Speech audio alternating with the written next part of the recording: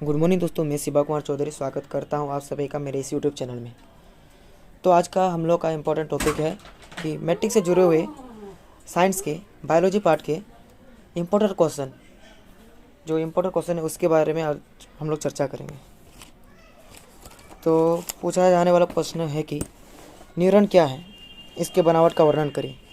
यदि इस क्वेश्चन को देखते हैं तो 5 नंबर के लिए पूछा जाता है, इसलिए एक क्वेश्चन इंपॉर्टेंट है। हालांकि अगर आप क्वेश्चन में पलट के देखते हैं तो कई बार पूछा गया है, इसीलिए यह क्वेश्चन हम लोग का इम्पोर्टेंट है। तो चलिए आज इस क्वेश्चन को हम लोग बारीकी से समझते हैं। यदि आप एग्ज़ाम देने जाते हैं तो सबसे महत्वपूर्ण बात यह है कि इस क्वेश्चन को सॉल्व करने से पहले यह जानना आवश्यक है कि यह किसको कैसे बनाया जाता है। अगर इसको क्वेश्चन को सॉल्व करते हैं तो सबसे पहले आवश्यक है कि इसके लेफ्ट साइड में इसका फिगर बना दे। फिगर बना के उसके बाद इसके सभी नाम जो यहाँ पर लिखा हुआ है उन सभी नामों को दर्शा दे। दर्शाने के बाद यहाँ जो खाली स्थान है इस स्थान पर अपना डिफिनेशन लिख दिए। डिफिनेशन लिख देने से क्या होता है कि अगर क्वेश्चन में देखेंगे तो ये 2 या 3 नंबर, ज़्यादातर 3 नंबर इसी में से देखते हैं। उसके बाद यह आपका 2 नंबर देते हैं, टोटल मिला के तब आपको 5 नंबर मिल सकता है आराम से। यदि आप जानना चाहते हैं कि न्यूरॉन क्या है या इसके बनावट का वर्णन करें तो इससे पहले समझना आवश्यक है कि न्यूरॉन होता क्या है। अगर न्यूरॉन को देखें तो ये हमारे पूरे शरीर में फैला हुआ होता है। एक न्यूरॉन से दूसरे न्यूरॉन से तीसरे न्यूरॉन इस प्रकार जुड़ा हुआ होता है। अगर इसका कार्य को समझना चाहते हैं तो एग्जाम्पल लेके समझ सकते हैं। जैसे एक एग्जाम्पल ले देते कि आप किसी वस्तु पर हाथ रखे हैं और अचानक कोई काठी कील मार दिया या फिर कोई चींटी काट लिया। चींटी काटता तो क्या होता है, हम झट से छटपटा उठते हैं कि क्या हुआ, देखते हैं कि चींटी काट लिया। तो हो क्या कार्य ऐसे उसका संपन्न नहीं होता है। जैसे कि होता क्या है, वहाँ पर जब चींटी काटता है तो एक न्यूरॉन से दूसरे न्यूरॉन से तीसरे न्यूरॉन करते हुए हमारे पूरे बॉडी होते हुए ब्रेन तक इसकी सूचना पहुँचती है कि हमें चींटी काटा। तो क्या होते हैं, ब्रेन को वो कार्य करने के लिए, संपन्न करने के लिए अपने एक न्यूरॉन से दूसरे न्यूरॉन के द्वारा सूचना पहुंचाता है अपने हाथ तक या पैरों तक कि अरे हटो, चींटी काट रहा है तुम्हें, या कोई कुल्हाड़ी से या किसी से कील ठोक रहा है ऐसे या मार रहा है। तब हम उस स्थल से हट जाते हैं। तो ये समझते हैं। उसके बाद हम समझते हैं इसके कार्य को। तो एग्जाम्पल समझने के बाद अब हम इसका आंसर शीट में देखते हैं। यदि तंत्र को देखते हैं, न्यूरॉन को देखते हैं, तो ये तंत्र की इकाई अंग है। इसकी यदि बनावट को देखते हैं तो प्रत्येक न्यूरॉन में एक तारा आकार सेल बॉडी होता है। यहाँ पर देख सकते हैं, यहाँ पर एक तारा आकार ऐसे बना हुआ है, या फिर वहाँ पर ऐसे सिंपली दिया हुआ है तारा आकार। यहाँ तारा आकार सेल बॉडी है, जिसे क्या कहते हैं हम लोग, साइटोन कहते हैं। यहाँ साइटोन हो गया।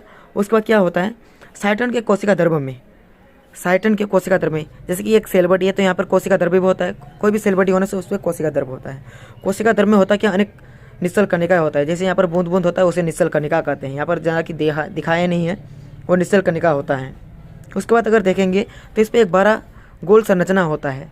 गोल संरचना को हम केंद्रक कहते हैं, अगर इंग्लिश में देखते हैं इसे न्यूक्लियस कहते हैं।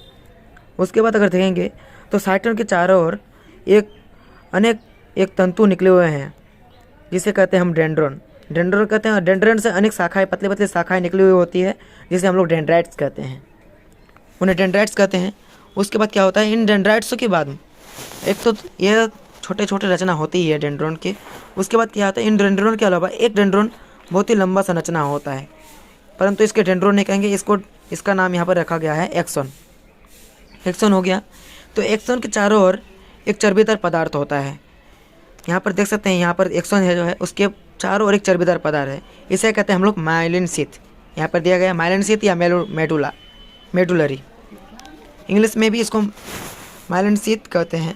उसके बाद अगर देखेंगे माइलिन शीथ में अनेक छोटे छोटे बिंदु सा संरचना है। यहाँ पर देख सकते हैं, यहाँ भी है बिंदु सा संरचना है, उसे क्या कहते हैं, श्वान कोशिका कहते हैं। बिंदु संरचना को श्वान कोशिका कहते हैं। तथा 2 माइलिन शीथ के बीच में, यहाँ कर जो है माइलिन शीथ के बीच एक खाली स्थान है, रिक्त स्थान होता है। यहाँ पर रिक्त स्थान को हम लोग कहते हैं रेनवियर नोड्स। अगर इसको इंग्लिश में बोले तो नोड ऑफ रेनवियर के नाम से जानते हैं। उसके बाद अगर देखेंगे तो इसके चारों ओर एक पतली झिल्ली होती है। यहाँ देख सकते हैं इसके चारों ओर एक पतली झिल्ली है। ये जो पतली झिल्ली उपस्थित होता है, इस पतली झिल्ली को हम लोग कहते हैं न्यूरुलेमा कहते हैं। उसके बाद अगर देखेंगे तो इसका अंतिम छोर में एक देखा सकते हैं, यहाँ पर होता है एक गोल सा बिंदु सा संरचना है, जैसे कि यहाँ देख सकते हैं। इस संरचना को हम लोग कहते हैं एक्सन बल्ब। उसके बाद क्या होता है, वहाँ से एक देख सकते हैं फीता जैसे संरचनाएं हैं, सूते की जैसे यहाँ पर संरचना होती है, उसे हम लोग कहते हैं सूत्र युग्मन गांठें। इसके द्वारा ही दूसरा न्यूरॉन जुड़ा हुआ होता है।